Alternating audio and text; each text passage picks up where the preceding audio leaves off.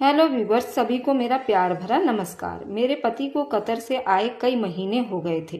उनके सामान में अभी भी कुछ चीजें ऐसी पड़ी थीं जिन्हें मैंने खोलकर नहीं देखा था। फिर उन्होंने खुद ही अपना सामान बाहर निकालकर अलमारी में सेट करना शुरू कर दिया। मैंने कुछ चीजें अपनी नंदों को भी दे दी थी जो शादीशुदा थीं। बाकी उनके बच्चे वगैरह के लिए मेरे पास ज्यादा कुछ नहीं था। एक दिन मैं बैठी यही सोच रही थी कि अनूप को कतर से आए तो सभी के लिए कुछ न कुछ लाए, जबकि मेरे लिए उन्होंने सोने की एक अंगूठी तक नहीं लाई। इस बात का मुझे बहुत दुख था। मेरे दिल को यही गम खाए जा रहा था। फिर न जाने क्या सोचकर मैंने अनूप के सामान की तलाशी लेना शुरू कर दी। मुझे उनकी दवाइयों वाले डब्बे से कुछ पीले रंग की एक पैकेट मिला। उस डिब्बे के ऊपर एक लड़की की फोटो बनी हुई थी। फोटो कुछ ऐसी थी, उससे साफ पता होता था कि उस डिब्बे में जो दवाई है वह मर्दों के लिए नहीं है बल्कि औरतों के लिए है। मुझे कुछ शक हुआ। फिर मैंने सोचा शायद मम्मी जी के लिए लाए हों। मैंने मम्मी जी को ये डब्बा दिखाया तो कहने लगी, बेटी मैं इस बुढ़ापे में ऐसी दवा खाकर क्या करूंगी। ये तो लगता है कि खूबसूरती बढ़ाने की कोई दवाई है, शायद के चेहरे पर लगाने की होती होगी। तुम इसे लगाकर देखो। मम्मी जी की बात सुनकर मैं खुश हो गई कि शायद अनूप मेरे लिए भी कुछ लाए हों और इस दवा के इस्तेमाल से मेरी जिंदगी में कोई बदलाव आ जाए। शाम को मैं ये बात भूल गई। अगले दिन मेरे पति को घर से चले जाने के बाद मैंने फिर से वह डिब्बा देखा तो उस डिब्बे में से कुछ दवाइयां कम हो गई थीं। मैंने सोचा कि अगर मेरे लिए लाए हैं तो यकीनन मुझे ही इस्तेमाल करने के लिए देते। वैसे ही परेशान हो रही थी, उनसे पूछकर अपना दिल जलाने वाली बात से मैंने उस डब्बे को वहीं पर रख दिया। मगर कहते हैं कि इंसान के दिल में जब कोई परेशानी होती है तो वह किसी ना किसी से जरूर कहता है। हमारे घर में भी एक काम वाली आती थी जिसका नाम कविता था। बूढ़ी नहीं थी और ना अनपढ़ थी, बल्कि जवान और पढ़ी लिखी। उससे बात करके अच्छा लगता था। उसने ग्रेजुएशन की होगी, इसी वजह से मैं उससे खूब बातचीत कर लिया करती थी। ये भी मुझसे बहुत अच्छी अच्छी बातें किया करती थी और मुझे अच्छी राय भी दिया करती थी। बड़े बड़े बंगलों में काम करा करती थी। बड़ी बड़ी मैडमों के यहाँ इसका आना जाना था। मुझे भी अच्छी खासी उससे जानकारी मिल जाती थी। उस दिन भी कविता आई तो मैंने अपने आप बीती उसके सामने ले बैठी। कविता, मेरी बात तो सुनो। मेरा पति कतर से मेरे लिए कुछ भी नहीं लाया। तुम ही कहो उसकी क्या वजह हो सकती है। मैंने हमेशा की तरह कविता से राय मांगी। उसने भी अपनी समझ से अपनी राय देते हुए कहा, मुझे लगता है दीदी कि ये दवा साहब किसी दूसरी औरत के लिए लाए हों। अगर ये औरतों के इस्तेमाल की दवा है, आपको नहीं दी थी, मम्मी जी को भी नहीं दी, तो यकीनन किसी दूसरी औरत के लिए लाए होंगे और वह औरत उनकी दूसरी पत्नी भी हो सकती है। कविता के इतने तेज तीखे तजुर्बे ने तो मेरा दिमाग घुमा कर रख दिया। कविता, ये तुम क्या कह रही हो? मेरा पति दूसरी शादी क्यों करेगा? देख नहीं रही हो हमारे घर में कितनी समस्याएं कैसी लगी हुई हैं। उन समस्याओं में क्या मेरा पति दूसरी बीवी रख सकता है? हमारी रोटी पूरी नहीं होती और तुम क्या बातें कर रही हो? मैं उस पर नाराज हो गई।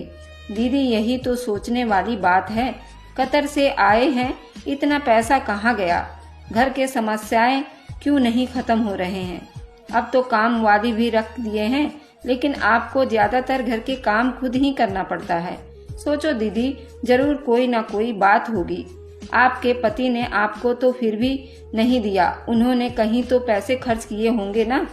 कविता की बात पर मैं भी सोच में पड़ गई।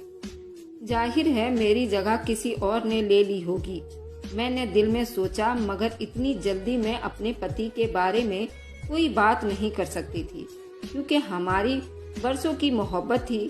दोनों के बीच मिसअंडरस्टैंडिंग बहुत अच्छा था। अजीब सा लग रहा था। तब मैंने कविता से कहा कि खुद से बातें करने की बजाय अच्छा है कि तुम किसी नर्स को ये दवा दिखा दो और फिर उससे राय ले लो, ये किसके लिए इस्तेमाल की जाती है। कविता को मैंने दवा देकर ज्यादा दूर नहीं भेज सकती थी, क्योंकि उसे ज्यादा दूर भेजती तो अगर अनूप घर आ जाते तो वह मुझ पर ही गुस्सा हो जाते। हमारे पड़ोस में एक नर्स रहती थी। मैंने कविता को वह दवाई देकर उस नर्स के पास भेजा। कहा कि मुझे उसके बारे में कुछ मालूमात चाहिए। कविता फौरन चली गई। 1 घंटे बाद वापस आई तो उसका चेहरा थोड़ा सा बुझा हुआ था। क्या हुआ कविता, सब ठीक तो है ना? मैंने डरते डरते पूछा। हाँ दीदी, ठीक तो है, लेकिन उस नर्स ने जो बताया वह सुनकर मैं परेशान हो गई हूँ। कविता ने बड़ी बेबसी से शक्ल बनाकर कहा। क्या कहा नर्स ने? अब मुझे भी तो बेचैनी हो रही थी। दीदी, उन्होंने कहा कि ये दवा तो बाहर की औरतें इस्तेमाल करती हैं। इस इस्तेमाल करने से चेहरे और मुंह से बहुत खुशबू आती है और वह बड़ी दिल लुभाने वाली खुशबू होती है। उसे कोई औरत इस्तेमाल करे तो वह अपने पति के महबूबा हो जाती है। कविता की बात सुनकर मेरा रहा सहा हौसला भी जाता रहा, मगर उस बात पर सोचना भी फिलहाल बेकार था। हमारे घर की आर्थिक स्थिति ऐसी नहीं थी कि मैं अपने पति से लड़ाई झगड़ा करके उन बातों को अपने सर पर सवार करती, तो मैंने उस बातों को अपने दिल से लगा लिया। मगर शक एक बार इंसान के दिमाग में घुस जाती है तो फिर उसे निकालना मुश्किल होता है। अब मुझे अपने पति पर शक रहता था।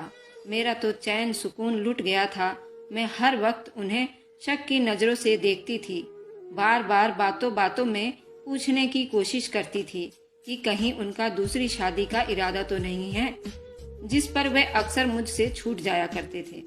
एक दिन की बात है, मैंने कविता को दिन में एक और काम बताया। अनूप के ऑफिस चले जाने के बाद मैंने उसकी जिम्मेदारी लगाई कि उसका पीछा करे और वे जहाँ जाते हैं, जिस घर में भी जाएं, मुझे उसकी पूरी जानकारी बताए। कविता को उस दिन मैंने कोई काम न करने दिया। घर के सारे काम खुद निपटा लिए। शाम के तकरीबन 3 या 4 बजे कविता घर पर आई। आज भी चेहरा उसका थोड़ा सा उतरा हुआ था। जैसे देखते ही मेरे दिमाग में खतरे की घंटी बजने लगी। मेरे पूछने पर कविता ने दिल हिला देने वाली खबर दी। कहने लगी कि मैंने अनूप का सुबह सुबह पीछा किया। उससे पहले मुझे एक बंगले में भी जाना था, मगर हैरत मुझे उस वक्त हुई जब अनूप साहब एक बड़े बंगले में आए हुए थे। उस बंगले के साथ एक होटल भी था। उस होटल में तो मेरी जानकारी के मुताबिक ज्यादा अय्याश लोग आते हैं। उनकी बातें और महफिलें बड़ी रंगीन होती हैं। उस होटल में हजारों रुपए एक रात में खर्च किए जाते हैं। आगे तो आप समझदार होंगी यहाँ किस तरह के लोग आते होंगे। मैं जानती हूँ आपके लिए ये खबर सुनना कोई आसमान टूटने जैसी बात होगी, मगर सच पर जितनी जल्दी यकीन कर लिया जाए उतना ही अच्छा है। कविता की बात ने मुझे तोड़ कर रख दिया। अब मैं उदास और चुप सी रहने लगी। मेरा पति रात गए तक वापस आता, कभी कभी तो उन्हें आते आते सुबह भी हो जाती। मेरा दिल अपनी जिंदगी से उजट गया था। लगता था जैसे जिंदगी में कुछ भी बाकी नहीं है। शिकवा शिकायत भी ना कर सकती थी कि जब भी कोई बात करती तो अनूप बातों को गोल मटोल करके मेरे मुंह पर ही दे मारते। कहते तुम मुझ पर शक करती हो, मगर पति जितना भी बेवफा हो, औरत के दिल में उसके लिए मोहब्बत कम नहीं होता। एक दिन सुबह के 4 बजे थे। अनूप का इंतजार करते करते मेरी आंखें थक गई थी। तब मेरे फोन की घंटी बजी। मैंने जल्दी से उठकर फोन उठाया तो एक आदमी ने घबराई हुई आवाज में मुझसे पूछा, क्या आप अनूप साहब की पत्नी हैं? जी हाँ, मैं ही बोल रही हूँ। मैंने कहा, क्या बात है, सब ठीक है ना? जी, मैं आपको बताना चाहता हूँ कि आपके पति का एक्सीडेंट हो गया है। आप इस जगह फला अस्पताल में जल्दी से आ जाइएगा, वरना बहुत देर हो जाएगी। घर से कुछ पैसों का भी बंदोबस्त करके आइएगा। दूसरी तरफ से फोन बंद हो चुका था। घर में 5,000 रुपए ही पड़े थे जो मुझे अनूप ने कल ही रात दिए थे। मैंने जल्दी से अपनी नाइटी चेंज की और अपने आंसू पोंछते हुए माँ जी के पास चली गई। बेटे के बारे में सुनकर परेशान हो गई। हम दोनों भगवान से प्रार्थनाएं करने लगे, भगवान हम पर कृपा करो। इसी वक्त एक रिक्शे वाला हमें अस्पताल की तरफ जाता हुआ मिल गया। हमारे पास पैसे खुले नहीं थे। लेकिन हमारी मजबूरी देखते हुए हमसे उसने एक भी किराया नहीं लिया। हमने उसकी भगवान से प्रार्थनाएं करी और अस्पताल के अंदर चले गए। वहां जाकर क्या देखती हूँ कि मेरे पति के पट्टियों में बंधे हुए हैं। मैंने उनकी ये हालत देखकर रो पड़ी। जो आदमी खड़ा था वह हमें हौसला देने लगा। उनको क्या हुआ है, आपको कहाँ से मिले हैं? मैं उस आदमी से पूछने लगी। उस आदमी ने बताया कि अनूप सड़क पर अंधाधुंध भाग रहा था। उनको एक गाड़ी ने टक्कर मार दी और यूं जख्मी होकर गिर पड़ा। तब वह उन्हें अस्पताल ले आए हैं। वह आदमी हमें अजीब नजरों से देख रहा था। जाते जाते उसने एक सफेद रंग का थैला मुझे थमा दिया और कहने लगा, उसे रख लो, आपके लिए आपके पति की अमानत है। मैंने उस आदमी से थैला लेकर खोला तो उसमें औरतों के कपड़े थे जो काफी रंगीन और खुशबूदार थे। उस वक्त मेरा दिल अजीब से अंदर में धड़क रहा था, मगर मेरा पति सीरियस कंडीशन में थे। मेरा कुछ कहना भी नहीं बनता था। मैंने वह थैली साइड पर रख दी और अपने पति की अच्छा होने के लिए भगवान से प्रार्थना करने लगी। थोड़ी देर के बाद डॉक्टर ने बताया कि अब उनकी हालत अच्छी है, मगर हम उनसे कोई परेशानी वाली बात ना करें, सिर्फ मिल सकते हैं। मैं जल्दी से उनके पास गई। उनकी हालत बहुत खराब थी, मुश्किल से बोल पा रहे थे। मैंने उन्हें तसल्ली दी, यकीन दिलाया कि हम उनके साथ हैं। मगर अनूप बहुत परेशान थे, बार बार इशारे से कुछ समझाने की कोशिश कर रहे थे, फिर दोबारा से बेहोश हो गए। डॉक्टर ने चेक किया और बताया कि उन्हें मामूली सी हार्ट अटैक भी हुआ है और उन्हें किसी भी परेशान करने वाली चीज से दूर रखा जाए।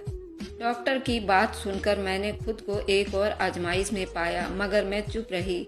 पति की दिन रात एक करके सेवा की। डॉक्टर ने कहा कि अब उन्हें बेड रेस्ट की जरूरत है, आप ज्यादा से ज्यादा उनका ख्याल रखें। मैंने उस मुश्किल घड़ी में अपने जेवर भी बेच दिए। 25 लाख रुपए अनूप की बीमारी में लगा दिए। लेकिन जब से अनूप अस्पताल से घर आए थे, उन्होंने बिल्कुल चुप्पी बांध ली थी। ऐसा लगता था जैसे कोई गहरे सदमे के लिए बैठे हुए हैं। मैंने उनका गम बांटने की कोशिश करती, मगर वो मुझसे कुछ न बताते, बस बिस्तर के होकर रह गए थे। ऐसे में एक दिन उनके दोस्त रवि ने फोन करके बताया कि उनकी नौकरी दोबारा लग गई है। हमने भगवान के दरबार में नारियल फोड़ डाली। उस दिन मैंने अनूप के चेहरे पर वह खुशी देखी जो उन 6 महीनों में एक बार भी नहीं देखी थी। अनूप इस तरह चुप हो गए थे, कुछ भी न बताया। उनकी खुशी देखकर मेरे दिल में फिर से शक होने लगा, कहीं उन्होंने वाकई कतर में दूसरी शादी तो नहीं की हुई। मैं ये सोच सोच कर परेशान होने लगी। तभी तो इतने खुश हो रहे हैं, वरना कतर जाने का सोचकर कोई इतना खुश क्यों हो सकता है। घर वालों की दूरी कैसे अच्छी लगती है। मेरा दिल धड़क रहा था, मगर फिर ख्याल आया कि अगर दूसरी पत्नी होती, वह इस हालत में उनका पता जरूर करती। वह दिन भी आ गया जब मेरे पति हम सबको छोड़कर परदेश जाना पड़ा। जाते जाते मम्मी जी को देखकर वह जज्बाती हो गए थे। मुझे उनका ख्याल रखने के लिए भी कह रहे थे। वह फिर परदेश लौट गए और मेरी आंखें एक बार फिर से उनके इंतजार में राहें तकने लगी। यूं कई साल गुजर गए। वह कई महीनों के बाद आते और वापस परदेश चले जाते। मैं उनकी राहें देखती रह जाती। शायद कुछ लोग उम्र भर के होते हैं। मैं भी उनकी ये बेवफाई भूल नहीं थी। वह बातें याद दिलाती थी, अभी तक मेरी यादों में जिंदा थी। मैंने अपने पति से चाहकर भी उस बारे में ज्यादा बात न करती। मुझे डर सा लगता था कि अगर ये बात सच निकली तो मैं क्या करूंगी। बरसों बाद जब वह अपनी जिम्मेदारियां पूरी करके विदेश से लौटे थे तो मुझसे रहा नहीं गया। एक दिन शाम को बैठे हम चाय पी रहे थे, अपने पुराने दिनों की यादें ताजा कर रहे थे कि मैंने उनसे ये बात पूछ ही ली और साथ ही साथ वह किस्से कहानियां भी सुना दिए कि कैसे कैसे मैंने कविता के जरिए उनकी जासूसी करवाई और फिर सच पता लगाने के लिए डर से खुद ही चुप होकर बैठ गई। मेरी बात पर वह हंस पड़े और बोले, अफसोस है तुम पर, इतनी सारी उम्र एक बेसुकूनी और बेचैनी की जिंदगी गुजार ली जिसका सर से लेकर पांव तक कोई वजूद नहीं था। काश कि तुमने मुझसे एक बार पूछ लिया होता तो उस बात की नौबत भी नहीं आती जिसने तुम्हारे गले में फांसी लगा रखी। उनकी बातें सुनकर मेरे दिल को कुछ हौसला सा हुआ, मगर अब दिल में पहले जैसे जज्बात नहीं रहे थे। फिर अनूप बताने लगे, जब मैं कतर से बेरोजगार होकर अपने वतन आया तो मेरे दिल में एक ही ख्वाब था कि मैं कैसे तुम्हारी